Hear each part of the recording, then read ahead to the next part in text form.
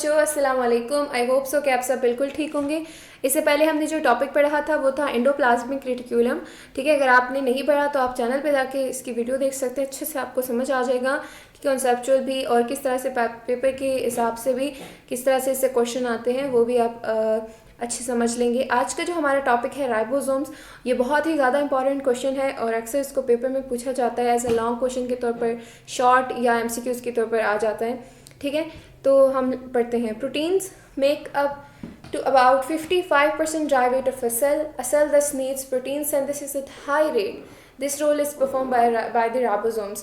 वो क्या कहता है कि सेल के लिए प्रोटीन बहुत ज़रूरी चीज़ है।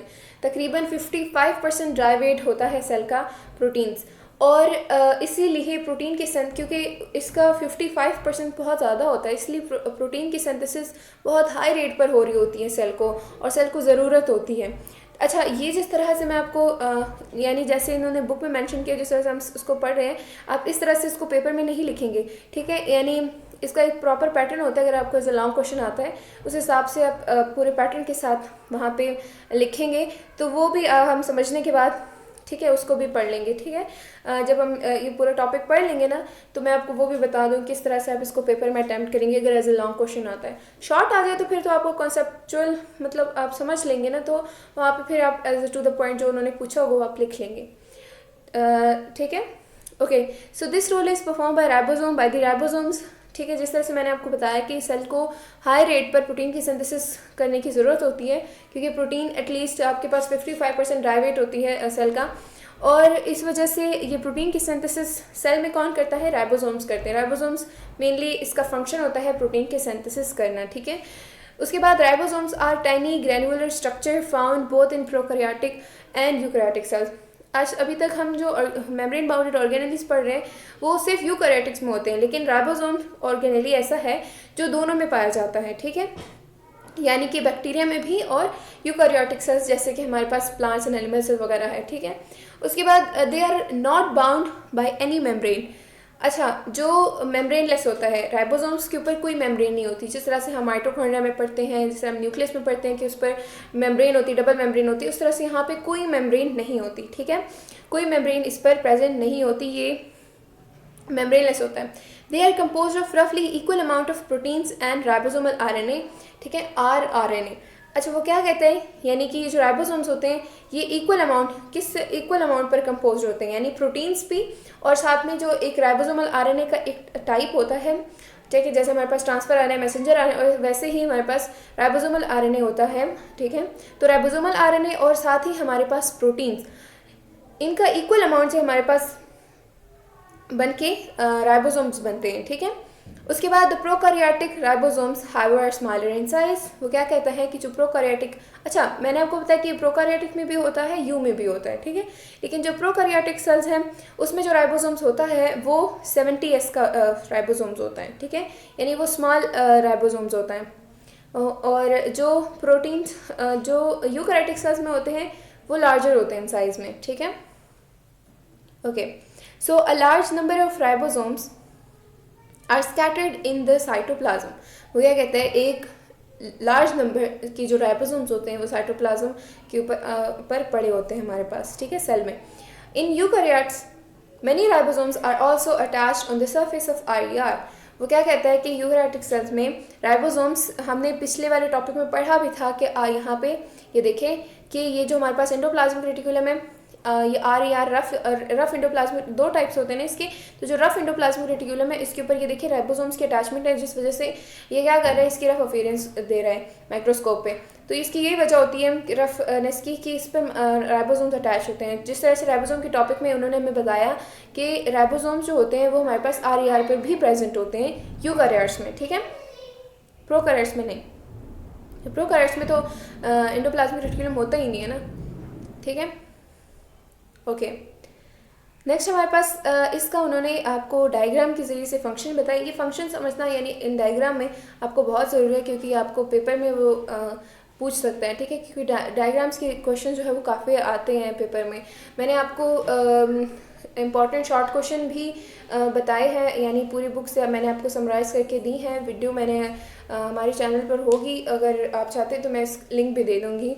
ठीक है, तो मैंने आपको बताया जिस तरह से वहाँ पे भी कि डायग्राम्स के रिलेटेड जो क्वेश्चन होते हैं वो काफ़ी आते हैं और वो इम्पॉर्टेंट होते हैं, ठीक है। तो इसको समझना ज़रूरी है। तो इसको समझते हैं। राइबोसोम्स का हमारे पास दो यूनिट्स होते हैं, एक लार्जर सब यूनिट होता है और एक हमारे पास स्मॉलर सब यूनिट होता है। ये देखिए यहाँ पे आपको जैसे कि शो हो रहा है, ये देखिए ये लार्जर है, ठीक है, ये बड़ा है, और ये स्मॉलर है, ठीक है, ये स्मॉलर सब यूनिट है। ये दो यूनिट से मिलकर हमारे पास राइबोसोम बनते हैं। तो यहाँ पर ये देखें, ये लार्जर और ये स्मॉलर, इनके ऊपर ये इनके अटैचमेंट की वजह होती है। एक यहाँ पे आपके पास मेंशन नहीं है, आप बड़ी क्लासों में पढ़ेंगे, ठीक है।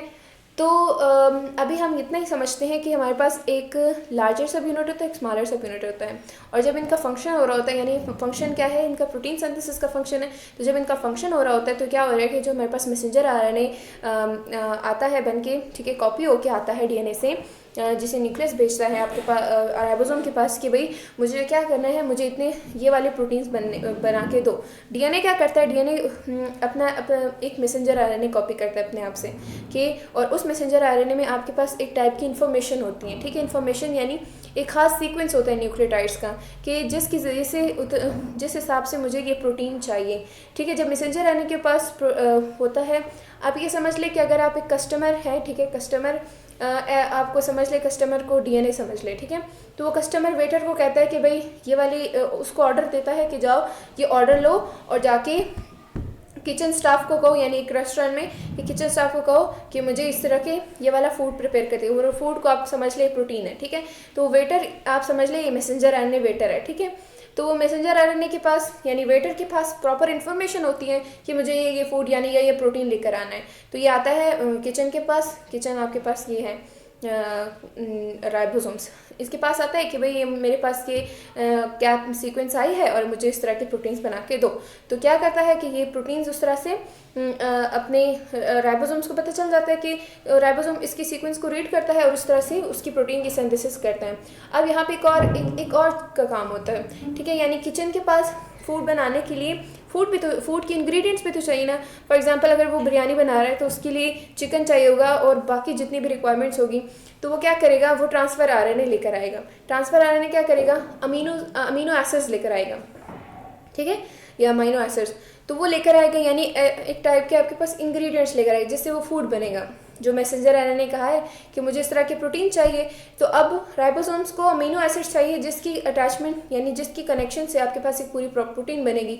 तो ये देखें, ये आपके पास ट्रांसफर आरएनए एक अमीनो एसिड लेकर आ रहा है, ये लेकर आएगा और साथ में इसको इस तरह से, ये देखें, ये ज्वाइन होता जा रहा है ना, पूरी चेन बनती जा रही है, ये चेन इस तरह से बनती जाती है और आपके पास अमीनो एसिड की चेन आपके पास प्रोटीन बन जाती हैं। और इसी तरह से प्रोटीन की सिंथेसिस यानी फॉर्मेशन या प्रोडक्शन जो भी कह लें वो हो जाती है, ठीक है। आई होप सो कि इसका फंक्शन आपको समझ आए, ये बहुत ज़रूरी है। अगर आप अभी से समझ लेंगे ना तो नेक्स्ट क्लासेस में आपके लिए हलवा होगा, ठीक है। ओके, सो उसके बाद लास्ट लाइन है, but each ribosomes consist of 2 सब यूनिट्स, ये हमने पहले भी बोल दिया, 1 small and 1 large. These 2 subunits join when ribosomes has to perform its function. अपने फंक्शन के टाइम पे ये दो एक दूसरे से ज्वाइन होते हैं, ठीक है। ये देखें, ये अलग है, जब ये फंक्शन हो रहा होता है तो ये ज्वाइन होते हैं क्योंकि इन्होंने प्रोटीन की सिंथेसिस करनी होती है इस फंक्शन के लिए। अच्छा, अब मैं आपको बताती हूँ किस तरह से आप इसको पेपर में अटैम्प्ट करेंगे। एज ए लॉन्ग क्वेश्चन आता है, ठीक है।